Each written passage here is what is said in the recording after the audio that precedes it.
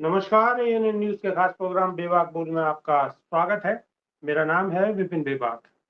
एक और जहां देश के दो राज्यों में चुनावी हलचल तेज है, वहीं गुजरात से बुरी खबर सामने आ रही है, जहां पर सांप्रदायिक सौहार्द बिगाड़ने वाली घटना सामने आई है, जबकि पिछले कई सालों से यहां बीजेपी की सरकार है। वहीं दूसरी ओर राहुल गांधी का जीनियस रूप सामने आया है। यूएस की यूनिवर्सिटी ऑफ टेक्सास में स्टूडेंट के साथ वो इंटरेक्ट होते हुए नजर आए हैं, जिसकी काफी सराहना की जा रही है।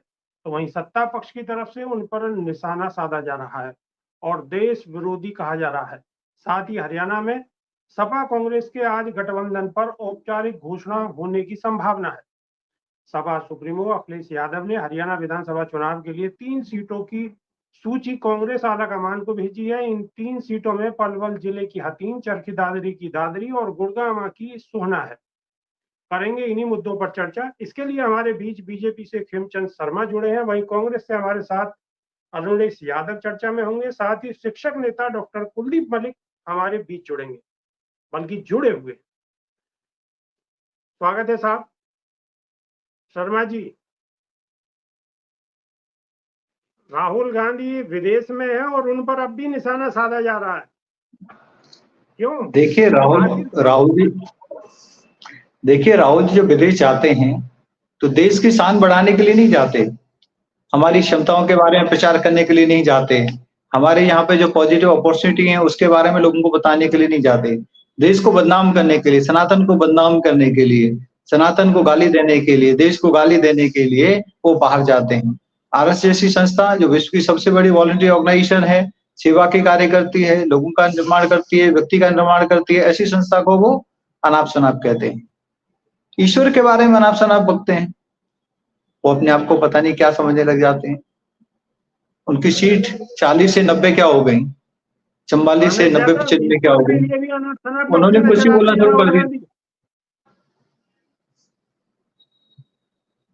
अरुणेश यादव जी, सुन पा रहे हैं आप? हाँ जी जी जी। ईश्वर को भी अनाप शनाप बकते हैं राहुल गांधी। देखिए साहब, जिसकी जितनी सोच, जैसी सोच और जितनी क्षमता है वो आदमी उसी अनुरूप काम करता है, किसी से छुपा हुआ नहीं है। राहुल गांधी जी की क्या एजुकेशन है, बकायदा गेस्ट लेक्चरर उनको तमाम प्रतिष्ठित यूनिवर्सिटीज में बुलाया जाता है, जिसके लिए उनको वेतन दिया जाता है। कोई पीआर करने के लिए राहुल गांधी जी नहीं जाते जैसे हमारे प्रधानमंत्री जी पहुंचते हैं। और हमारे जो साथी छोटे भाई खेमचंद जी कह रहे हैं कि राहुल गांधी जी देश की प्रतिष्ठा को खराब करने और सनातन को बर्बाद करने जाते हैं, तो सरासर बेबुनियाद बयान है। बीजेपी देश नहीं है, प्रधानमंत्री जी कोई देश नहीं है। प्रधानमंत्री जी जो है वो एक पार्टी के मुखिया है और इस समय देश के प्रधानमंत्री हैं। और जब कोई भी प्रधानमंत्री रहता है देश का, इससे पहले मनमोहन सिंह जी प्रधानमंत्री थे, तो आपकी ही पार्टी के नेता उनको क्या क्या भला बुरा नहीं बोलते थे, चूड़ियां भी भेजा करते थे। कई आपके जो नेता हैं उन्होंने चूड़ियां भी भेजी है और तमाम तरीके का उनका जो इमेज असैसिनेशन का काम है वो किया है। प्रधानमंत्री देश नहीं है, ये कैसे कह सकते हैं आप? देखिए, प्रधानमंत्री का मतलब देश नहीं है, वो तो प्रधान सेवक है। वो प्रधानमंत्री मोदी जी खुद कहते हैं कि हम तो प्रधान सेवक हैं, हम कोई देश के मालिक थोड़ा ही है। और ये जो बीजेपी के नेता है वो प्रधानमंत्री जी को देश का मालिक बता रहे हैं। जनता ने उन्हें चुना है भाई, सब जनता ने चुना है, मैं बिल्कुल मान रहा हूं। क्या मोदी जी को ही जनता ने चुना? इससे पहले जो प्रधानमंत्री हुए वो क्या बिल्कुल इंद्र का जो यान था उससे अवतरित हुए थे? वो भी देश के चुने हुए थे। इंदिरा गांधी हो, चाहे मनमोहन सिंह जी हो, चाहे पीवी नरसिम्हा राव हो, चाहे अटल बिहारी वाजपेयी जी हो, मैं बहुत पीछे नहीं जाता। क्या उनको कभी विपक्ष के कटाक्ष का सामना नहीं करना पड़ा? क्या विपक्ष के नेताओं ने उनके लिए अपशब्द नहीं गए? ये हमारी लोकतांत्रिक परंपरा है। लोकतंत्र में ये होता है, पक्ष विपक्ष है। बीजेपी के नेता कांग्रेस के नेताओं के लिए अपशब्द कहते हैं और कांग्रेस के नेता भाई बीजेपी के नेताओं की भी कमियां निकालते हैं। ये तो हमारी लोकतंत्र की परंपरा है। तो इसमें कोई ऐसे पर्सनल टारगेट नहीं करना चाहिए जिस तरीके से बीजेपी के लोग करते हैं। मोदी जी भी तो विदेश गए हैं, रूस यूक्रेन में शांति दूत बन के पहुंचे हैं। ये बात अलग है कि मणिपुर में आग लगी हुई है, 1.5 साल से मणिपुर की आग नहीं मोदी जी सुलझा पा रहे, लेकिन रूस और यूक्रेन में जाके वहां शांति दूत बन गए। अर्नेश यादव जी, बीजेपी कहती है कि राहुल गांधी तो खाली एक ख्याति के लिए, चर्चा में बने रहने के लिए विदेश जाते हैं। नहीं तो फिर मोदी जी किस लिए जाते हैं भाई? जो काम मोदी जी करने जा रहे हैं तो वो फिर विदेश मंत्री का क्या काम है? विदेश मंत्री को तो हमने कभी विदेश यात्रा करते नहीं देखा। और रूस यूक्रेन की, 1 मिनट मेरी बात पूरी हो जाने दीजिए। रूस और यूक्रेन का जो युद्ध मोदी जी रुकवाने का प्रयास कर रहे हैं, अच्छी बात है, लेकिन मणिपुर पे 1.5 साल से प्रधानमंत्री जी का कोई उधर नजरे इनायत क्यों नहीं हुई साहब? मणिपुर क्यों नहीं गए? और इस बात को तो अब इनके पार्टी के नेता भी कह रहे हैं। आज इनके मुख्यमंत्री वीरेंद्र सिंह का भी बयान आया है। इनकी जो पहले राज्यपाल थी उन्होंने भी कहा था कि प्रधानमंत्री जी को मणिपुर आना चाहिए, यहाँ लोगों से बात करनी चाहिए। शायद इसका उन्हें खामियाजा भी भुगतना पड़ा। अब उनको वहां से मणिपुर से हटा दिया गया है, उनको सेवानिवृत्त कर दिया गया है। तो सवाल तो देखो साहब उठेंगे, और आप सत्ता में हैं तो आपको सवालों का जवाब देना पड़ेगा और देना भी चाहिए। खेमचंद शर्मा जी से जवाब ले लेते हैं। शर्मा जी बड़ा आरोप लगा रहे हैं। देखिए हमारे बड़े भाई डॉक्टर साहब ये भूल जाते हैं कि आदरणीय प्राइम मिनिस्टर मोदी जी और एक राहुल जी अपनी प्राइवेट कैपेसिटी में वहां पे गए या एलओपी के नाते गए, लेकिन प्रधानमंत्री जब जाते हैं तो सरकारी काम के लिए जाते हैं, सरकारी कामकाज के लिए जाते हैं, और वो जरूरी कामकाज होते हैं, बायलैटरल टॉक होती हैं, या फिर जो इंटरनेशनल फोरम है वहां पे अपने देश को रिप्रेजेंट करना होता है। और मल्टीपल कंट्री के साथ आज जो हमारी स्ट्रॉन्ग सरकार है उसकी वजह से हम लोग बराबरी के साथ, रशिया भी कहता है कि हाँ भारत हमारे बीच में संधि करा सकता है या शांति स्थापित कर सकता है, और भारत पे हम ट्रस्ट करते हैं। और दूसरी तरफ वहीं यूक्रेन भी हमें विश्वास के साथ देखता है। यूक्रेन भी ये कहता है कि हाँ भारत एक ऐसी शक्ति है जो पुतिन को एग्री कर सकती है। तो ये एक पूरे भारत के लिए गर्व की बात है, और ये उसको एक राष्ट्र के रूप में लेते हैं। अरे मणिपुर हमारा इंटरनल मैटर है, वो 1.5 साल से नहीं, वो पिछले 50 साल से चल रहा है। वो इशू 1.5 साल का नहीं है। आप लोगों को बरगलाओ मत, झुटलाओ मत। वहां समस्या इंदिरा जी से पहले की है, लगातार वहां पे जाति संघर्ष हुए, और कांग्रेस की वजह से वहां पे बर्मा से एक विशेष समुदाय वहां पे पहाड़ों में घुसा, और उसने जो वहां के लोकल इंडिजिनियस समुदाय थे उनको एक सीमित एरिया में सीमित कर दिया, और लगातार उनको वहां से मदद मिलती रही, और आप लोगों ने उसमें कोई कार्रवाई नहीं की, उनको घुसने दिया, लगातार घुसने दिया। वो समस्या और गंभीर होती चली गई। हमारे 8-9 साल की सत्ता में, 8-9 साल में, विपिन जी कंप्लीट कर लो, तो 8-9 साल की सत्ता में पूरी तरीके से शांति थी, लेकिन कोर्ट का एक डिसीजन आया। कोर्ट के डिसीजन के बाद पुनः वहां पे सामाजिक टकराव हुआ। हमने फिर पूरे प्रयास किए, और अभी ऑलमोस्ट वहां पे स्थिति हमने कंट्रोल करने की कोशिश की है। अब जिस कुकी समाज ये मैतेई को वहां बदनाम करते हैं, जो इंडिजिनियस समुदाय है, ये कुकी समुदाय का फेवर करते हैं, और पूरे इंटरनेशनल फोरम पे मणिपुर करके भारत को और मणिपुर को दोनों को बदनाम करने की साजिश करते हैं। यही तुम तभी तो कहता हूँ कि हमारे देश को बदनाम करने का, हमारी सरकार को बदनाम करने का, और जहाँ हमारी अचीवमेंट है, हमारी सरकार की बदनाम कर रहे हैं आप बदनाम कर रहे हैं। ये समस्या तो बहुत पुरानी है। वही तो बात है, यही तो बीजेपी की खासियत है। मुझे अपने एक पड़ोस का वाकया याद आ गया। हमारे पड़ोस में एक दुबे जी रहते हैं, रिटायर हो गए।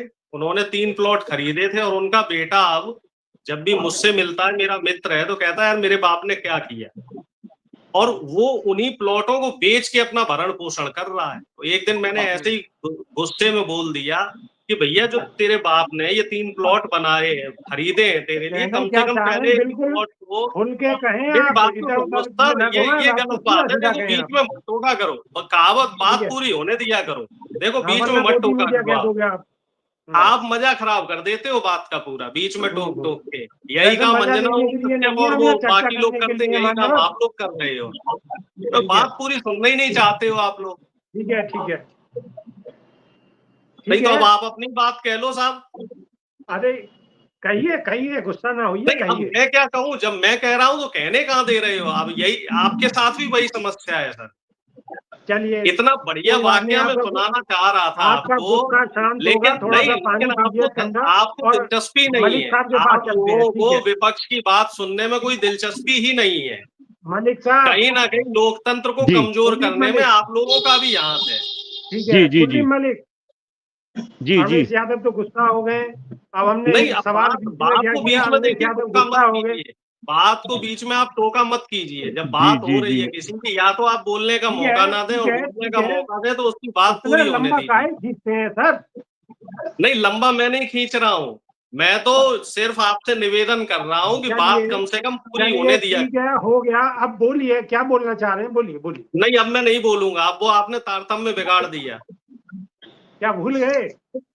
नहीं, आपने पूरा तारतम्य बिगाड़ डॉक्टर दिया। साहब, सर, ऐसे डॉक्टर नहीं साहब, होता, कोई डिबेट ऐसे डॉक्टर नहीं साहब, होती। विपिन जी तो बड़े प्यार से और शालीनता से बात कर रहे हैं। अगर नहीं आप नहीं दूसरी सर, डिबेट ऐसे में डिबेट जाओगे नहीं होती। तो प्यार वहां पे बात शालीनता ही नहीं वाली रख बात पाओगे। नहीं है। जब कोई बात हो रही है तो वो बात होनी चाहिए, बात पूरी होनी चाहिए। आप खेमचंद जी की बात सुन रहे हैं तो आपको मुझे भी पूरी बात करने का मौका देना चाहिए। ऐसा ये तरीका बिल्कुल गलत है, सरासर गलत है अनिल कि आप यादव यहाँ बीच में कथा बात करने को के लिए टोक रहे नहीं हैं। आए हम। आप अपनी बात रखिए। नहीं, अब आपको आप अपनी बात बात क्या, रख बात सकते हैं, आप बात बात ही रखिए खराब अपनी। कर दी सारी की सारी। अब बात खराब कर दी, बात में जो है पूरा रायता फैला दिया आपने। अब आप कह ठीक रहे है, हैं कि साहब रायता बात फैल गया पूरी तो कर लो। रायता समेट जाएगा, रायता समेट जाएगा। कुलदीप मलिक के पास पहुंचे हम। ये मलिक तो साहब, राहुल गांधी जी की तरह वॉकआउट कर रहे हैं। मलिक साहब, नहीं, वॉकआउट नहीं मलिक कर रहे साहब, साहब, ठीक है। मलिक वॉकआउट साहब, करने का काम मोदी जी का है। राहुल गांधी देश को बदनाम कर रहे हैं, विदेश जाकर सनातन को बदनाम कर रहे हैं, क्या कहेंगे? वॉकआउट करेंगे, अभी इनके पास कुछ कहने को नहीं है। डॉक्टर कुलदीप जी मलिक साहब, म्यूट हैं। मलिक साहब, मलिक साहब, मलिक साहब, माइक चेक करिए अपना माइक। मलिक साहब, माइक चेक करिए। जी, जी, जी। आवाज आ रही जी? हाँ, जी, अब आनी शुरू हुई जी। आवाज। देखिए, बोलिए, बोलिए। हाँ, हाँ, हाँ। जी, जी। देखिए खेमचंद जी, सबसे पहले तो मैं आपसे निवेदन कर रहा, आप मेरे ख्याल से हमारे में उम्र में भी छोटे हैं और हम आपसे बड़े हैं। आप सभ्य भाषा का यूज करें। आपने राहुल गांधी जी के लिए क्या यूज करा भाई? एक बात बताओ, राहुल गांधी जी विपक्ष के नेता हैं और मोदी जी के सामने बैठा दिया देश की जनता ने, लेकिन आपका घमंड अब तक जो है ये चूर चूर नहीं हुआ। आप राहुल गांधी जी को कह रहे हैं कि वो डॉक्टर बकते कुलदीप हैं, जी, मैंने कोई वो सनातन। असभ्य नहीं, भाषा एक का मिनट, उपयोग बात नहीं पूरी किया होने है। देना। ना जरा मैंने नीचे रुक जाओ, फैक्चुअल बात बात पूरी की होने है। दो खेमचंद जी। ना ना ना, बात पूरी होने दो, बात पूरी होने दो, जरा चलिए, ठीक उंगली है। नीचे करो। देखिए, आपने एक तो ये वर्ड यूज करा, राहुल गांधी जी बकते हैं। दूसरा कि राहुल गांधी जी सनातन धर्म को जो है बदनाम करने की कोशिश करते हैं। खेमचंद जी, जरा अंकुशा चश्मा उठा लो। एक तो राहुल गांधी जी बकते नहीं, जो वे बोल रहे वो जनता सुन रही, और आपको करारा जवाब मिल गया उसका। और आगे भी ध्यान रखना, वे तो बकते नहीं जिस तरीके से आप बक रहे, खास तौर से टीवी चैनल के ऊपर आके दुनिया आपको सुन रही। अरे कम से कम भाई आप सभ्यता का तो परिचय दे। रही बात जो आप सनातन धर्म की बात कर रहे, जरा जो मैं बोल रहा, आज चारपाई पे जाने से पहले इस पे 10 बार चिंतन करना। जब इस कालखंड का इतिहास लिखा जाएगा खेमचंद शर्मा जी, तो ध्यान रखना, सनातन धर्म को सबसे ज्यादा नुकसान पहुंचाने वाली, हिंदुत्व को सबसे ज्यादा नुकसान पहुंचाने वाली पार्टी भारतीय जनता पार्टी होगी। डॉक्टर कुलदीप मलिक पूरी गंभीरता के साथ इस बात को कह रहा। अरे तुम सनातन को बचाओगे, तुम हिंदू धर्म को बचाएंगे, सारा का सारा हिंदू तुमने खत्म कर दिया। ध्यान रखो जरा इस बात को। देश में जनसंख्या नियंत्रण कानून लगाना था। हाँ, रुक जाओ, उंगली नीचे करो, उंगली नीचे करो, सारी बताओ। नहीं, नहीं। अरे की आवाज खेमचंद जी, डिस्टर्ब कर रही है। पब्लिक का बेवकूफ ठीक बना, है, पब्लिक है, सब जानती है अंदर क्या है बाहर क्या है, ये सबको पहचानती है। और आपकी मुस्कुराहट ये बता रही कि भले ही आप भारतीय जनता पार्टी की यहाँ तरफदारी कर रहे हो, उनके प्रवक्ता के रूप में बैठे हो, लेकिन आपका मन भी अंदर से परेशान है। जो काम आपको करने थे देश के लिए, समाज के लिए, सनातन धर्म के लिए, हिंदुत्व के लिए, आपने कोई काम नहीं करा। और सुनो, अभी तो मैं टीवी डिबेट पर आपके सामने हूं, मेरा नंबर लेना विपिन जी से, जरा मेरे से अच्छे से बात करना। अगर आपकी आंखों पर भी कुछ हरा चश्मा लग ठीक है, रहा तो उसे ठीक है, डॉक्टर ठीक है, कुलदीप ठीक है। मलिक बहुत अच्छे पर्सनल से ना तोड़ ले, देगा। पर्सनल ना ले। नहीं मलिक विपिन साहब, जी, जरा पर्सनल ना ले, देख, प्लीज। नहीं नहीं, बस मैं आपसे निवेदन कर रहा, सभ्यता का यूज करो, शालीनता में जो है डिबेट करो। और आपको तो अभी बहुत लंबी पारी खेलनी, जरा भारतीय जनता पार्टी के अंदर मुझे ऐसा लग रहा। तो आज के बाद में ठीक है, कोई ठीक है, पक्ष का हो विपक्ष का हो, आपने मोदी जी के लिए कितने ठीक सभ्य है, वर्डों ठीक का है, यूज ठीक है, करा, ठीक है, आदरणीय प्रधानमंत्री, ठीक तो है, राहुल गांधी जी के लिए भी आप ऐसे ही बोलो जी। ठीक है, ठीक है। खेमचंद शर्मा बोलिए। आदरणीय प्रातीय स्मरणीय जो हमेशा भारत और संस्कृति जो हमारी सनातन संस्कृति है उसके बारे में अनाप शनाप भारत से बाहर जाके बोलते हैं, ऐसे राहुल जी। अब ठीक है, कभी भी वो सच पे बात नहीं करते। मैंने क्या कहा, भारत की मैन्युफैक्चरिंग पावर, भारत की सर्विसिंग पावर, भारत की यूथ पावर, भारत की आज जो डिफेंस टेक्नोलॉजी है या डिफेंस पावर जिसमें हम एक्सपोर्ट कर रहे हैं, भारत का स्पेस टेक्नोलॉजी, भारत की फार्मिंग इंडस्ट्री, भारत की मैन्युफैक्चरिंग इंडस्ट्री, भारत की चिप मेकिंग, किसी भी चीज पे वो बात नहीं करते। आज तो एलओपी, आज तो प्राइवेट विजिट पे भी नहीं है, आज तो वो सिर्फ एमपी भी नहीं है। वो विदेश से इन्वेस्टमेंट लाने के लिए या इन्वेस्टर्स को प्रभावित करने के लिए या वहां के लोगों को प्रभावित करने के लिए पॉजिटिव बात कर सकते, नहीं करेंगे। उन्होंने ठेका ले लिया है, वो सिर्फ और सिर्फ नकारात्मक बात करेंगे, गलत बात करेंगे, झूठ बोलेंगे, सनातन पे झूठ बोलेंगे और धर्म के बारे में, सनातन के बारे में जिसके बारे में उनको कुछ पता नहीं उस पर बोलेंगे, आरएसएस पे कमेंट करेंगे, संघ पे कमेंट करेंगे। कम से कम वो अपने परिवार की हिस्ट्री देख लेते कि उनकी दादी जी संघ के बारे में क्या बोलती थी, उनके परदादा जी संघ के बारे में क्या बोलते थे। ठीक है, तो कम से कम पूछ तो लेते। अगर ऐसा ही था तो वो लोग संघ को 26 जनवरी की उसमें परेड में क्यों बुलाते, बताइए। मैं बताऊंगा, संघ की भी बात करूंगा, रुक जाओ। उनकी दादी परदादी क्या बोलती थी, अरुणेश जी से पूछेंगे। अरुणेश जी प्लीज। अगर बोलूंगा इसी शर्त पे बीच में टोका नहीं जाएगा। ठीक है बोलो, नहीं तो बोलो, आप बोलो। अपनी डिबेट कर लो। ठीक है, बोलिए। क्योंकि आप लोगों की ये आदत है, आप लोग विपक्ष के नेताओं को बोलने नहीं देते, संसद में माइक कर देते हो और डिबेट पे जो है बीच में टोका टाकी करते हो। पहली बात जो खेमचंद शर्मा जी को आपने लोकसभा का अध्यक्ष बना दिया। हंसी में जो इस तरीके से कह रहे हैं, वो इनकी जो कहते हैं ना एक सत्ता का नशा, तो उसको ये पचा नहीं पा रहे। और जहां तक बात है राहुल गांधी जी की, तो राहुल गांधी जी का आप हमें कोई ऐसा स्टेटमेंट बता दीजिए जहां उन्होंने देश का अपमान किया। और मोदी जी के मैं ऐसे 50 स्टेटमेंट बता दूंगा जहां वो विदेश की धरती पे गए, चाहे जापान गए हो, चाहे रूस गए हो, चाहे अमेरिका गए हो, यूरोप गए हो, ऑस्ट्रेलिया गए हो, कहीं भी गए हो, हर जगह वो पुरानी सरकारों को कोसते हुए नजर आए। हर जगह वो ये कहते हुए नजर आए कि 70 साल की गंदगी साफ कर रहा हूं, देश में इतना भ्रष्टाचार व्याप्त था कि उसको मैंने 10 साल में खत्म किया है। पुरानी सारी सरकारों को इन्होंने भ्रष्टाचारी बताने का काम किया है मोदी जी ने। लेकिन मोदी जी के मुखार बिंदु से जो भी बात निकले वो हमारे बीजेपी और आरएसएस के साथियों को बिल्कुल अक्षरतः सत्य लगती है, ब्रह्म वाक्य लगता है कि मोदी जी ने जो कहा है वो बिल्कुल सत्य है।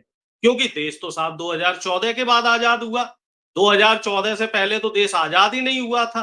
2014 से पहले तो कोई दूसरी सभ्यता चल रही थी, देश का नाम कुछ और था। अगर बात करी जाए, सिर्फ विदेश दौरे की ही बात की जाए, तो आप कम से कम ये बताइए हमें कि मोदी जी किस देश में गए और वहां देश को कितना फायदा हुआ, कितना इन्वेस्टमेंट लेके आए। हाँ, अडानी जी के लिए इन्वेस्टमेंट जरूर आया। जहां जहां मोदी जी गए, वो एक गाना है ना, तू जहां जहां चलेगा तेरा साया साथ होगा, तो साये की तरह अडानी जी पीछे चलते हुए आ गए। चाहे मोदी जी रूस गए हो, अमेरिका गए हो, जहां भी गए हो, अडानी जी का एग्रीमेंट पीछे से जाता है, पीछे पीछे पहुंच जाता है 15 दिन पीछे, और वो एमओयू साइन हो जाता है। देश को 1 रुपए का कोई इन्वेस्टमेंट नहीं मिला। जो मेक इन इंडिया प्रोजेक्ट है वो सिर्फ छलावा है। ये मैं जरूर कह सकता हूं कि तमिलनाडु के जो सीएम है वो जरूर इन्वेस्टमेंट लेके आए, और वो इन्वेस्टमेंट बिल्कुल जेन्युइन है और वो दिख रहा है। जहां हमारे और बाकी राज्यों के जो मुख्यमंत्री हैं वो हिंदू मुस्लिम करने में लगे हैं, बुलडोजर चलाने में लगे हैं, शमशान कब्रिस्तान करने में लगे हैं, वहां तमिलनाडु के जो मुख्यमंत्री हैं वो जरूर देश के लिए काम कर रहे हैं, देश के युवाओं के लिए काम कर रहे हैं। तो काम ऐसे होना चाहिए साहब, नफरत से देश नहीं चलेगा, देश को प्रोग्रेसिव राजनीति चाहिए। ठीक है, अब जवाब ले लें। ठीक है, खेमचंद शर्मा जवाब दीजिए।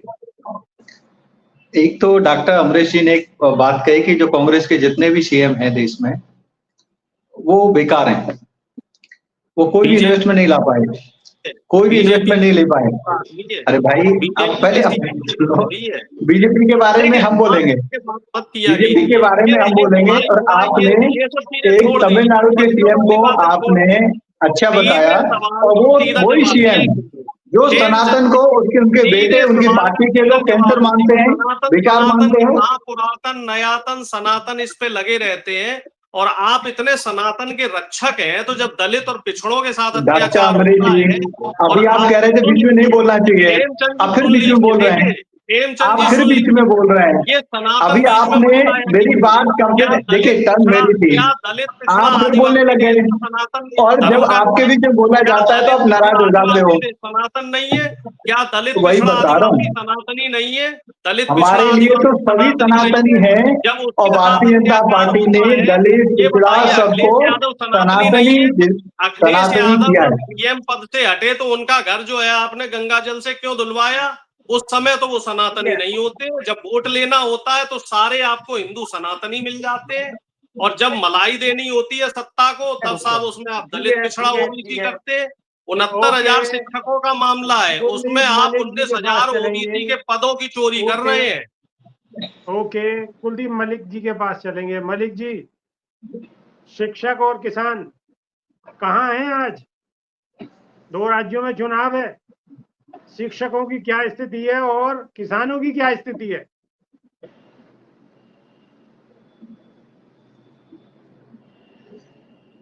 आप माइक चेक करें अपना, ठीक है। जहां तक शिक्षकों की बात है और शिक्षा क्षेत्र में काम करने वाले हर एक इंसान की बात है, भाई शिक्षा क्षेत्र की तो ऐसी कमर तोड़ दी भारतीय जनता पार्टी की सरकार ने कि देश का बिल्कुल बेड़ा गर्क कर दिया। एक बात बताओ, ये तो इस देश को विश्वगुरु बनाना चाह रहे 2047 तक। जरा खेमचंद शर्मा जी, आप युवा है, सुन लें, और अपनी पार्टी के जो पदाधिकारी हैं उन तक भी ये बात पहुंचा दें। अगर इस देश को विश्वगुरु बनाना, विकसित बनाना, तो उसका गलियारा केवल और केवल शिक्षा क्षेत्र से होकर गुजरता है। जब तक आप शिक्षकों की दशा नहीं। मलिक साहब बिगड़ नाम लिए, बोलिए बिगड़ नाम नहीं, अरे नाम लेने, एक बात बताओ विपिन जी, नाम लेने में कौन सा कुछ डर है भाई? मैं तो यहाँ मुजफ्फरनगर की क्रांतिकारी धरा पे खड़ा, अगर हम भी नाम लेकर नहीं बोलेंगे तो इस देश में कौन नाम लेकर बोलेगा भाई? भाई किसानों की कमर इन्होंने तोड़ दी, किसानों की कमर इन्होंने तोड़ दी, किसानों को बच्चों की कमर इन्होंने तोड़ दी। ना रुक जाओ जरा, उंगली नीचे करो, मुझे उंगली से दिक्कत है, आप उंगली नीचे करो, मेरी बात होने दो। किसानों की कमर इन्होंने तोड़ दी, किसानों के बच्चों की कमर इन्होंने तोड़ दी, अग्निवीर बना दिया। आप ये बताइए 2014 में सरसों का रेट क्या था? 2014 में गेहूं का रेट क्या था? 2014 में बाजरे का रेट क्या था? 2014 में ज्वार का रेट क्या था? 2014 में चने का रेट क्या था? और आज क्या है? 2014 में गन्ने का क्या रेट था? आज क्या है? 2014 में गन्ने की भुगतान 3-3 साल में हुआ करती थी। आज बताइए, आज महीने में होती है। आप ये बताइए 2014 तक हर खेत तक पानी पहुंचता था क्या? आज हर खेत तक पानी पहुंचाने का प्रयास किया गया। 2014 से पहले क्या एमएसपी मिलती थी क्या? आज मिल रही है। आप 2014 से पहले क्या हर गांव तक सड़क बनी हुई थी क्या? हर घर में टॉयलेट थी क्या? पीएम किसान के माध्यम से मदद मिल रही थी क्या? कमर तोड़ी नहीं, कमर को मजबूत किया है, और मजबूत इस तरीके से किया है ताकि किसान अपना भरण पोषण कर सके, अपने युवाओं को मजबूत कर सके, युवाओं को काम दे सके, और देश के विकास में अपना योगदान दे सके। और आज किसान देश के विकास में अपना योगदान दे रहा है भरपूर। आदरणीय कुलदीप जी, आप कांग्रेस का पक्ष लेते लेते कई बार देश का पक्ष नहीं ले पा रहे हैं। आप शिक्षक हैं, शिक्षक का काम है कि इंडिपेंडेंट बात रखें, जिसकी गलती है उसकी गलती को भी गिनाएं, और जिसने अच्छा कार्य किया उसके कार्य को अप्रिशिएट भी करें। जिसकी गलती है उसकी गलती ना मैं बता दूंगा शिक्षक का क्या। देखो खेमचंद जी, मैं एक बात बताऊं, शिक्षकों को तो तुमने सामाजिक, राजनीतिक और आर्थिक रूप से बिल्कुल खत्म कर दिया। 55 हजार रुपए में इस देश के शिक्षक काम कर रहे हैं, और आपने सामाजिक तौर पर शिक्षकों को बर्बाद कर दिया। 55,000 रुपए कम है। हमने तो उन शिक्षकों को भी देखा है जिनसे हम पढ़े हैं कि उनको 5,000 रुपए शायद मिलते थे, वो अपनी ड्यूटी भी निभाते थे, सुबह शाम बच्चों की सपोर्ट भी करते थे। अब आप कह रहे 55,000 रुपए। मलिक साहब, आवाज की बात कर रहा, मलिक साहब सुन पा रहे हैं आप? मेरी आवाज क्लियर? बिल्कुल मेरी आवाज आ रही है आपको? आवाज क्लियर आ रही है, तो आप मेरा नाम लेके बात कहें, ठीक है? नहीं विपिन जी, मैं आपका ही नाम लेके बात कर रहा। मैं आदरणीय खेमचंद जी को ये बता दूं, जो मैं 5-5 हजार रुपए में शिक्षकों की बात कर रही है, 55,000 सुन रहा। श्रीमान जी जरा ये कान के ढक्कन खोल लो, 55 हजार रुपए में काम कर रहे हैं, 10-10 हजार रुपए में देश के शिक्षक। आज शिक्षक अपने घर का चूल्हा नहीं जला सकता। शिक्षकों के हालात आपने इतने खराब कर दिए।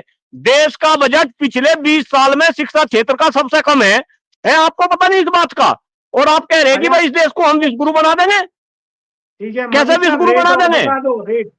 रेट और बता दो। नहीं उनका रेट तो मालूम होगा, रेट हाँ, मैं जरा वो भी बात बता दूं। ये खेमचंद जी जरा फोन हटाओ कान से, भाई इन्हें भी तो मेरी बात सुननी चाहिए। अब ये बिजी हो गए। अरे जब आप डिबेट कर रहे हैं तो कम से कम इस फोन को तो नहीं आप एक बात बताओ, तो आप तो कहते हैं 2022 तक हम किसानों की आमदनी दुगनी कर देंगे। बोलिए। हाँ भाई, आप ये कह रहे थे 2022 तक हम किसानों के चल रही है। आप हिमाचल की बात कर रहे हैं? खेमचंद जी जरा शांत हो जाओ, शांत करो जी ने। आप हिमाचल की बात कर रहे हैं, पंजाब की बात कर रहे हैं, कर्नाटक की बात कर रहे हैं। अरे शांत हो जाओ खेमचंद जी, मैं पंजाब से नहीं आता, मैं तो मुजफ्फरनगर से आता हूँ। जरा रुक जाओ, की बात कर रहे हैं, बंगाल की बात कर रहे हैं, बात यूपी में लिया आप। बात यूपी की हो रही है।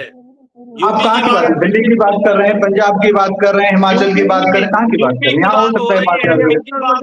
यूपी में कहीं भी नहीं है, आप मेरे को बताओ, यूपी में ऐसा कहीं भी नहीं है। उत्तराखंड, ठीक है, यूपी में ऐसा कहीं भी नहीं है।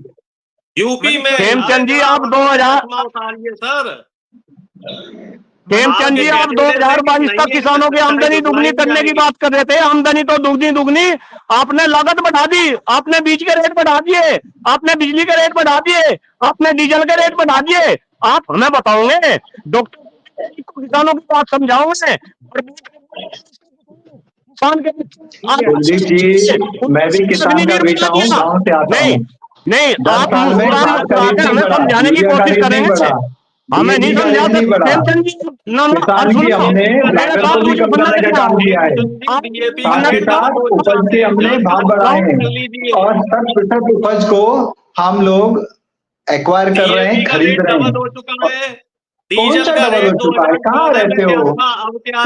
कौन से गांव में रहते हो? कहाँ रहते हो?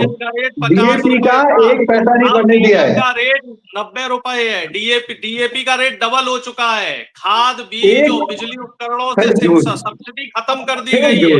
अरे आपके ऐसे करने से थोड़ा ही कुछ होगा। अरे चौधरी साहब, भाई ये तो एसी में बैठने वाले लोग हैं। किसानों के हालात देखो, किसानों के हालात ये है, तुम तो यहाँ एसी में बैठे। आपके जमाने में यूरिया चोरी होता था, जमाने में डीजल 50 आपके जमाने में यूरिया फैक्ट्री में जाता था केमिकल बनने के लिए। आज प्रचुर मात्रा में उसी रेट में, 10 साल पुराने रेट में आज किसानों को प्रचुर मात्रा में यूरिया मिलता है। हमारे जमाने में सरकारी हमने उसको नीम को तेल भी किया, इस समय यूरिया दिला रहे हैं। एक करके बोलिए, निजीकरण को इतना बढ़ावा दिया कि सरकारी शिक्षा वेंटिलेटर पे आ गई आपके जमाने में। एक करके बोलिए प्लीज। ये खेमचंद जी को थोड़ा बीमारी है बीच में टोका टाकी करने की, तो इस वजह से, क्योंकि डॉक्टर साहब के सिग्नल ठीक से नहीं आ रहे, तो मुझे बीच में मोर्चा लेना पड़ रहा है। चलिए बोलिए, आप बोलिए तो सही है। दो इसको पर्सन होते हुए भी देखिए, आपके टावर, आपकी गलती नहीं है, आपका नेता नीति और नियत, आपका नेता नीति खराब है। आप व्यक्ति अच्छे हैं, इसीलिए आपके कनेक्शन खराब हो जाते हैं। सवाल होंगे, आपको जवाब देने पड़ेंगे। आप ऐसे सवाल का हम स्वागत करते हैं, सवाल का हम स्वागत करते हैं कि कर्नाटक में क्या हो रहा है, तमिलनाडु में क्या हो रहा है, हम कैसे डाल सकते हैं? हम तो हकीकत बता रहे हैं। आपने हालत ऐसे कर दिए, हिमाचल सरकार आज सैलरी तक नहीं दे पा रही है। 5 लाख से ज्यादा सरकारी डेवलपमेंट के क्या काम करेगी? जो सरकार अपने कर्मचारियों को सैलरी तक नहीं दे पा रही है, वो क्या डेवलपमेंट करेगी? ये हालत किसने की है? ये हालत कांग्रेस की हिमाचल सरकार ने की है। बस फिर आ गए वहीं पे, ये हालत किसने करी? 10 साल से तो आप हो, तो ये हालत तो आपने करी है। हिमाचल सरकार का बट्टा कांग्रेस ने बैठा है। 1 मिनट दे दो। हर साल 2 करोड़ रोजगार की बात हो रही थी, कितने रोजगार दिए? ओके, मलिक साहब के पास चलते हैं। ओके शांत रहिए मलिक साहब, जल्दी अपनी बात, बहुत जल्दी नहीं भाई, खेमचंद जी ने एक बहुत अच्छी बात कह दी। ये कह रहे कि भाई हम सवाल का जवाब देंगे, बस मेरा 1 मिनट में एक सवाल का जवाब दे दो। खेमचंद जी 30 दिन में काला धन वापस आ गया क्या? बोलो हाँ या ना, जवाब दो बस, हाँ ना में। 30 दिन में काला धन वापस आया। आ गया क्या? आया। काला बस रुक धन जाओ, वापस भी आया, महंगाई का बस, काली इकोनॉमी को भी हमने महंगाई रोका, कम होगी क्या? लाखों फेक अरे रुक कंपनीज को जाओ भी हमने खेमचंद बंद जी, किया। खेमचंद जी हाँ ना में जवाब दो, रुक जाओ। महंगाई कम होगी। हाँ ना में आप जवाब दो कि राहुल पहले मैं गांधी को लोग जो जवाब दूंगा, पहले मेरी पूरी हो जान दो। महंगाई कम होगी क्या? आया ना? अरे जवाब दो ना, गद्दा नलाने को नहीं कहा, आया ना में जवाब दो। अब मैं हाँ में और ना में सवाल पूछने लग गया तो आपकी जो मर्यादा है वो खट्टी पड़ जाएगी। हमें प्रोग्राम बंद करना पड़ेगा, खत्म करना पड़ेगा। फिर मिलेंगे। बहुत बहुत धन्यवाद, शुक्रिया, नमस्कार।